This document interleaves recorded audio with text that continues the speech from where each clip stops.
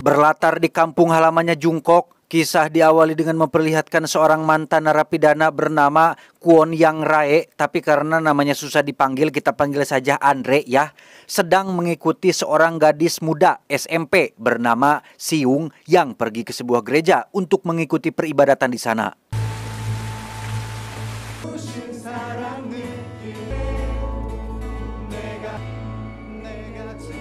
Selesai acara, seorang pendeta yang menjadi pengurus gereja pun langsung menghampiri Andre untuk mengajaknya berbicara sebentar. Beliau bernama Min Chan atau biasa dipanggil Min. Alih-alih mengikuti Siung yang sudah berjalan pergi, Andre terpaksa mengikuti permintaan Min yang terus kekeh mengajaknya untuk masuk ke ruangannya. 라지가 괜찮으실 것 같아서 자주 나오시라고. 네. Rupanya pendeta Min tertarik untuk merekrut Andre menjadi salah satu jemaah di gereja ini. Ketulusannya dalam melakukan pengabdian kepada Tuhan membuatnya tidak pilih-pilih dalam merekrut orang baru yang meski wajah Andre sangat jelas mencurigakan, Min tetap excited untuk mengajaknya bergabung. 성도 명부라고 이제 하는 건데 이제 이게 아무래도 이제 저희가 개척교회다 보니까 Malas ribet, Andre pun manut-manut saja ketika Min menanyakan alamat dan identitas pribadinya, termasuk memotret wajahnya untuk dicetak ke dalam formulir yang ketika sesi tanya jawab masih sedang berlangsung, Min mendapat telepon dari seseorang hingga ia pun izin keluar sebentar untuk menjawabnya. 교회는 원래 다니셨어요? 좀 이렇게 가깝게 Ternyata Min mendapat telepon dari seorang detektif yang ia sewa untuk menyelidiki istrinya yang diduga berselingkuh. Tebak dengan siapa istrinya berselingkuh?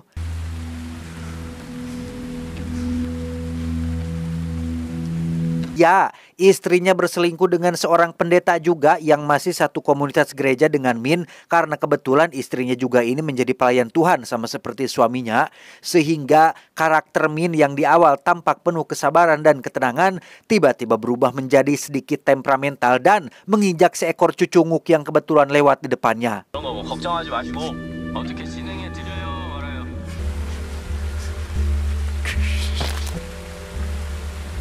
Saat kembali ke dalam, Andre sudah mau pergi karena mengaku punya urusan lain, di mana saat Min hendak berbaik hati memakaikannya sepatu, ia tak sengaja melihat gelang GPS terpasang di kaki Andre karena memang ia masih dalam pengawasan pihak kepolisian setelah sebelumnya dipenjara akibat kasus penculikan.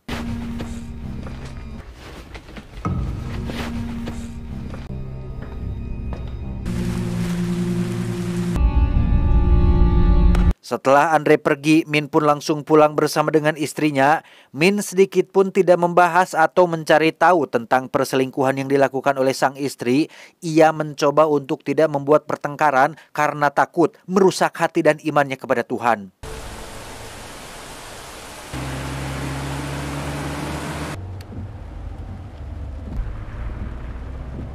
Di perjalanan, Min dan istri pun menyempatkan berhenti untuk melihat sketsa pembangunan gereja baru yang digadang-gadang akan menjadi gereja terbesar dengan pengikut yang banyak, di mana si istri berharap agar Min bisa menjadi pendeta utama di gereja baru tersebut dan memimpin semua jemaah untuk bisa dekat dengan Tuhan.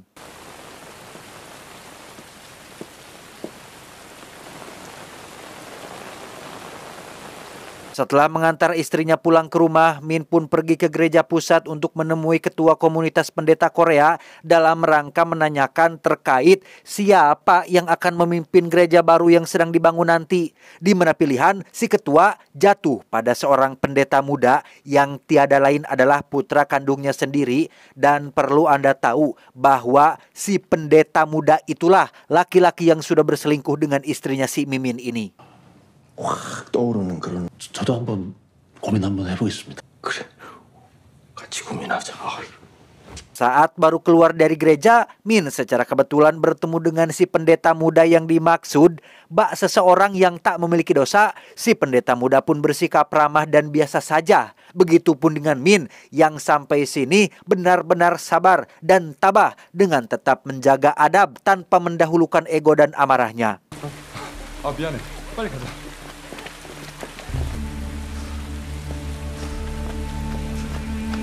Malamnya di gereja yang ia kelola, Min pun berdoa secara khusyuk agar diberikan jalan andai kata ia memang layak menjadi pendeta utama di gereja baru nanti. Begitupun perihal rumah tangganya, Min tidak ingin banyak tata lete atau pikiran atau emutan dan menyerahkan semua urusan kepada Tuhan.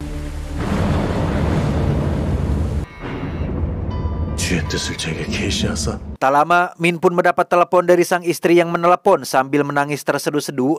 Ia sangat panik dengan putri mereka yang belum pulang ke rumah sejak tadi siang, sehingga Min diminta untuk mencari putri mereka karena takut menjadi korban penculikan yang akhir-akhir ini sedang ramai diperbincangkan. 당신인 줄 알았는데 알았어? Tepat saat telepon berakhir, Min tak sengaja melihat foto wajah Andre yang luntur akibat terkena tetesan air hujan yang merembes dari langit-langit, di mana wajah Andre seolah berubah menjadi seperti wajah iblis, dan Min memiliki firasat yang buruk terkait Andre yang ada hubungannya dengan putrinya yang sedang hilang.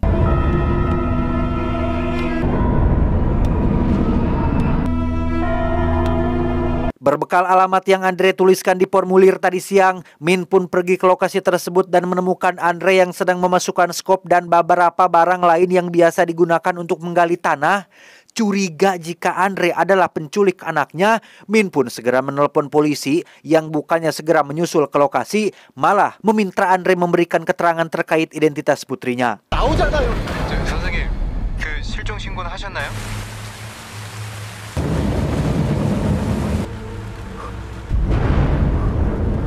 Tak bisa mengandalkan pihak aparat, Min pun bergerak sendiri dengan mengikuti Andre yang pergi ke tengah hutan. Di bawah air hujan yang turun rintik-rintik, Min pun harus dibuat tegang ketika Andre tiba-tiba berada di posisi belakangnya sehingga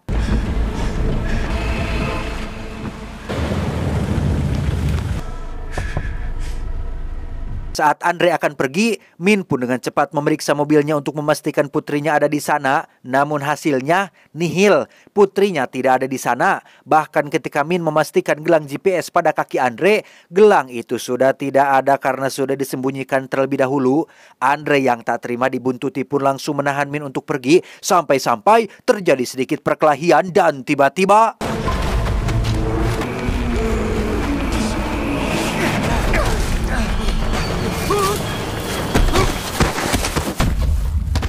ya, Andre pun tewas setelah kepalanya terbentur batu akibat terpleset saat akan membuka jas hujannya.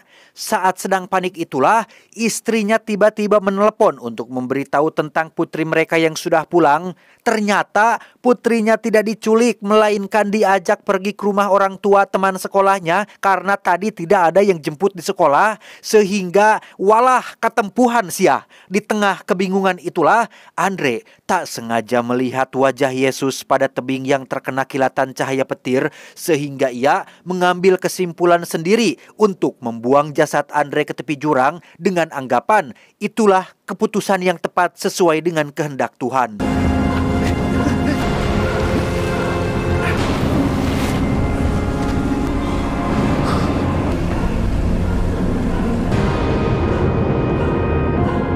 Keesokan paginya di kantor kepolisian, kita akan diperkenalkan kepada seorang detektif polisi wanita bernama, kita panggil saja Yuli. Ia adalah sosok yang paling membenci Andre karena adiknya pernah menjadi korban penculikan Andre, dan setelah dilepaskan, sang adik kandung pun menjadi depresi hingga memutuskan mengakhiri hidupnya sendiri. Ketidakmampuannya menangkap sosok Andre membuat Yuli menjadi orang yang dipenuhi rasa bersalah. Bahkan hampir setiap malam ia dihantui oleh sosok sang adik yang terus membayang-bayangi pikirannya.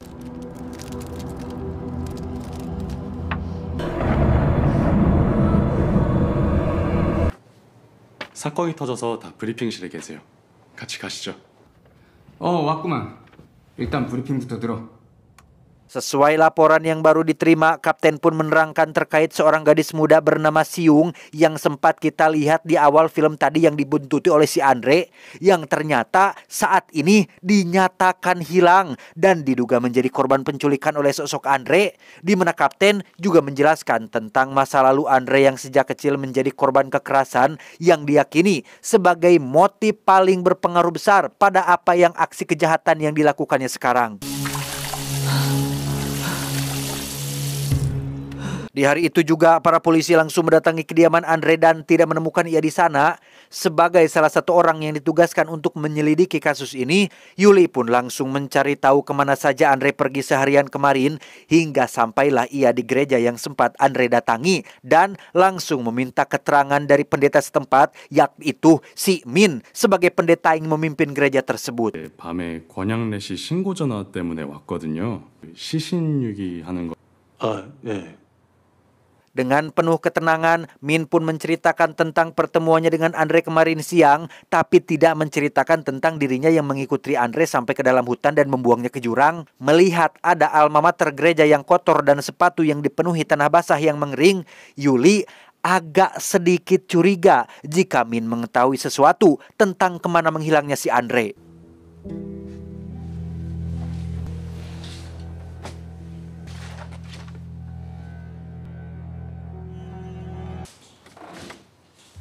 Tak lama setelah Yuli pergi, Min pun dirundung kebingungan ketika ia merasa bersalah telah berbohong dan menutupi apa yang sudah dilakukannya. Tak mampu mengambil keputusan sendiri, Min berencana untuk melakukan pengakuan dosa kepada ketua pendeta sekaligus ingin meminta izin untuk menyerahkan diri ke pihak kepolisian.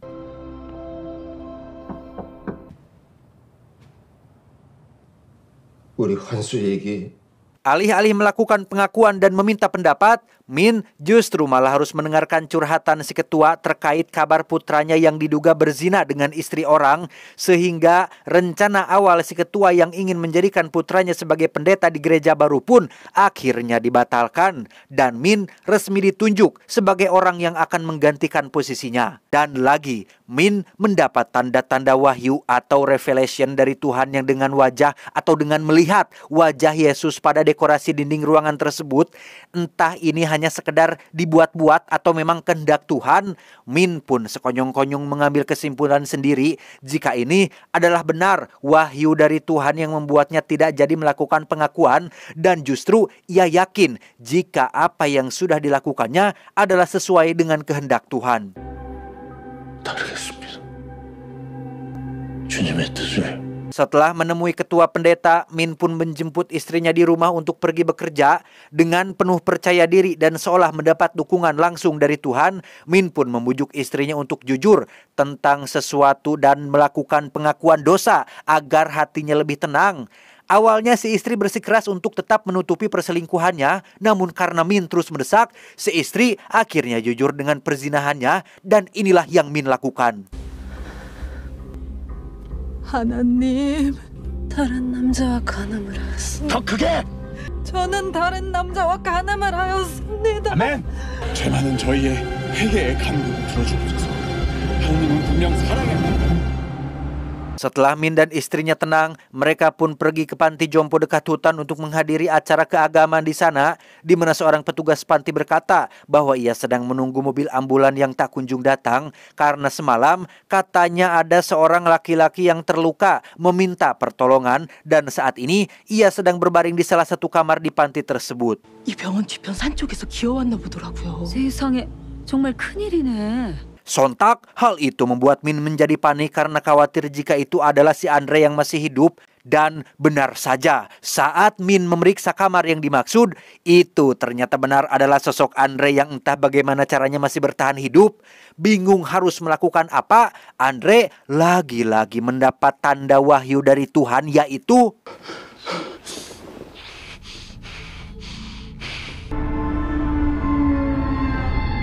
ya, Min seolah melihat sosok malaikat bersayap pada awan di langit, sehingga dengan kesimpulan dan asumsi yang ia buat sendiri, Min pun bergegas membawa Andre pergi dari panti untuk ia sembunyikan di suatu tempat.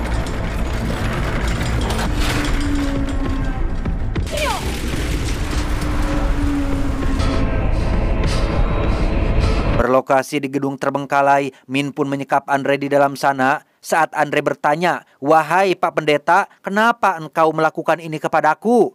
Min pun menjawab bahwa aku sendiri bingung kenapa Tuhan terus menuntunku kepadamu. Apakah ada maksud di balik ini semua? Apakah ada sesuatu yang Tuhan kehendaki kepada diriku? 당신 그냥 나 죽이는 거 Dari situ, Min pun mulai berteori dan bercocokologi sendiri tentang apa yang sedang terjadi, mulai dari pertemuannya dengan Andre, tanda-tanda wahyu yang ia lihat akhir-akhir ini, undangan dari panti jompo untuk melakukan doa bersama yang akhirnya menuntun Min kembali kepada si Andre.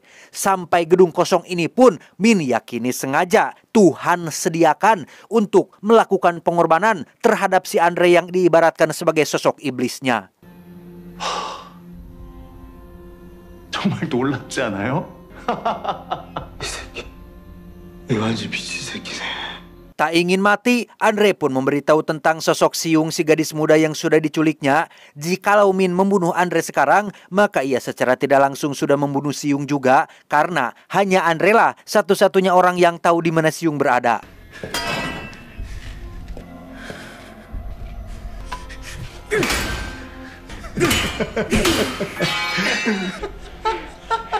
Alhasil, Min pun menunda eksekusi Andre dan akan memastikan terlebih dahulu apakah Siung masih hidup atau tidak. Di mana saat Andre sedang menuruni anak tangga, ia tak sengaja terjatuh dan melihat sebuah nomor acak yang tertera pada dinding bangunan tersebut.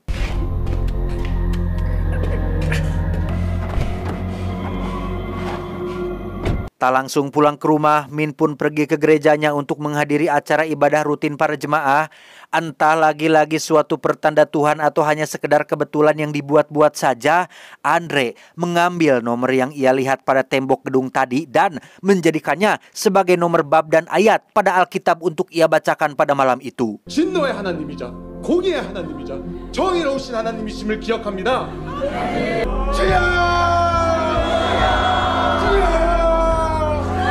Di saat yang bersamaan di luar, Yuli diam-diam memeriksa mobil Min untuk memastikan kecurigaannya. Ia menemukan tanah organik yang menempel pada roda ban mobilnya. Dan satu-satunya tanah seperti itu hanya terdapat di satu tempat perkebunan yang ada di kota tersebut.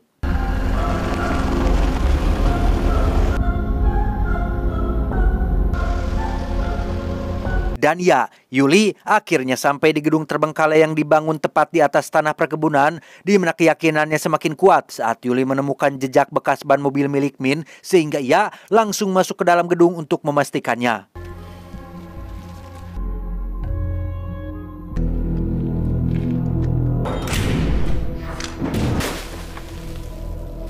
Pada akhirnya, Yuli berhasil menemukan Andre yang sedang terikat pada kursi. Bermodalkan sepucuk pistol yang dibawanya, Yuli memaksa Andre untuk memberitahunya di mana Siung disekap. Tapi tiba-tiba...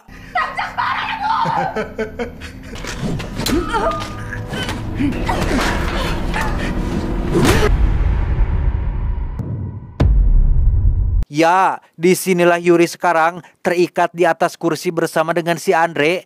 Masih dengan keyakinannya akan kehendak Tuhan, Min akan membunuh Andre seolah-olah ditembak oleh Yuli. Dan Yuli akan dijatuhkan dari atas gedung seolah ia terjatuh saat sedang berantem dengan si Andre. 이놈은 떨어져서 죽는 거예요. 정신 차려요.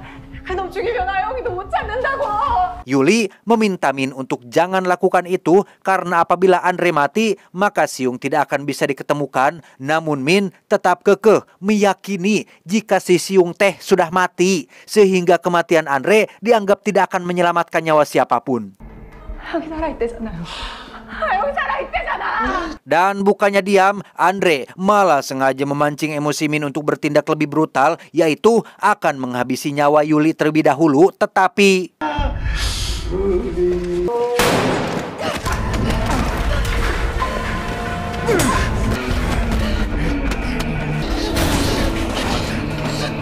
tepat saat Yuli berhasil memborgol tangan Min ke pipa, Andre malah ketarik beban yang membuatnya nyaris jatuh di atas gedung dan...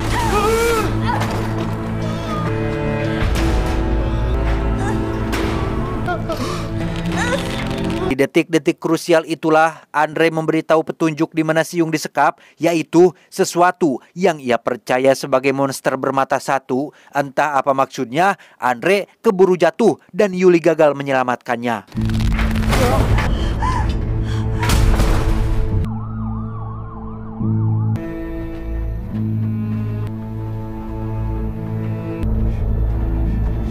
Disinilah Min sekarang duduk santai sambil ngeteh di ruang interogasi dengan tetap meyakini bahwa Siung sudah mati dan apa yang ia lakukan sudah sesuai dengan kehendak Tuhan tanpa ada sedikit pun rasa penasaran, rasa bersalah dan rasa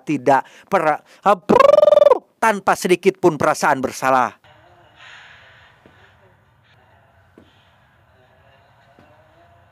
Penasaran kenapa sosok pendeta seperti Min bisa sampai berbuat senekat seperti itu, Yuli pun menemui ahli kejiwaan yang sebelumnya sudah memeriksa mental dan psikis Min, termasuk juga sempat atau pernah memeriksa kejiwaan si Andre.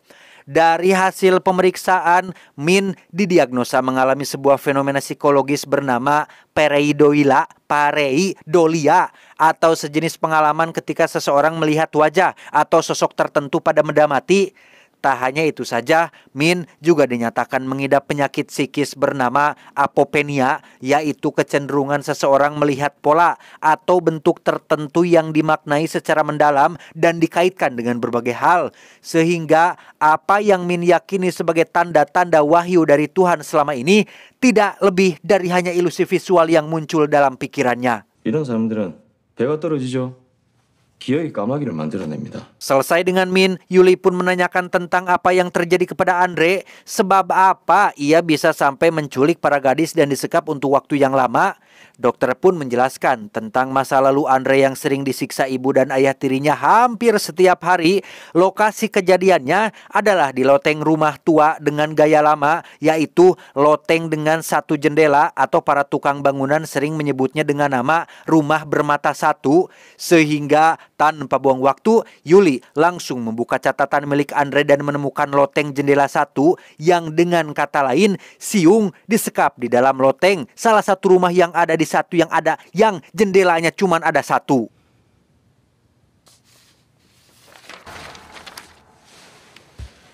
Karena rumah seperti itu adalah rumah gaya lama yang sudah jarang dipakai, maka tak sulit untuk Yuli menemukan di mana lokasi rumah seperti itu berada. Dan benar saja, saat ini Siung sedang terikat di dalam loteng rumah jendela satu, bertepatan saat orang-orang proyek akan meruntuhkan rumah tua tersebut.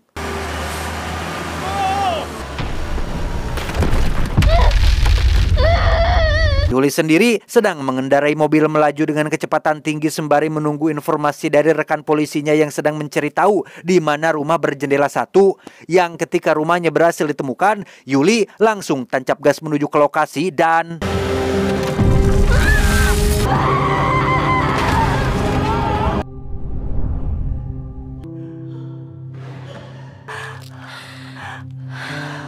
Beberapa hari setelah Siung berhasil diselamatkan, kita akan melihat Yuli sedang mengunjungi Min yang saat ini sudah resmi mendekam di penjara. Masih dengan rasa percaya dirinya yang yakin bahwa Siung sudah mati, Min pun menanyakan apakah mayat Siung sudah ditemukan. 아니요. 살아있어요. 그럴 리가 없는데. 성민찬 씨한테 그런 얘기를 한 게 누구냐고요. Entah bagaimana perasaan Min setelah tahu jika tanda-tanda yang selama ini ia lihat bukan berasal dari Tuhan, melainkan dari pikiran dan asumsinya sendiri, bahkan mungkin bisa saja berasal dari setan dan hawa nafsunya. Persis seperti yang ahli kejiwaan katakan, Min mengidap penyakit mental dan saat ini ia masih meyakini jika apa-apa yang dilihatnya adalah sebuah revelation alias wahyu.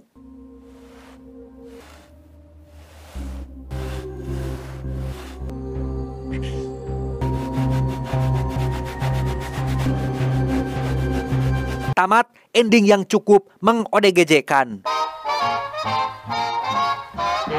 Pesan yang bisa kita ambil dari film ini adalah terkadang kita tersakiti oleh asumsi kita sendiri yang sebenarnya baik-baik saja akan terasa keruh dengan adanya buruk sangka. Ingat, logika diajarkan bukan untuk lulus sekolah, melainkan untuk menyempurnakan fungsi otak. Saya John mewakili jajaran direksi yang bertugas mengucapkan terima kasih dan sampai jumpa di video selanjutnya. Adios, keluh kesah pinjaman berkala.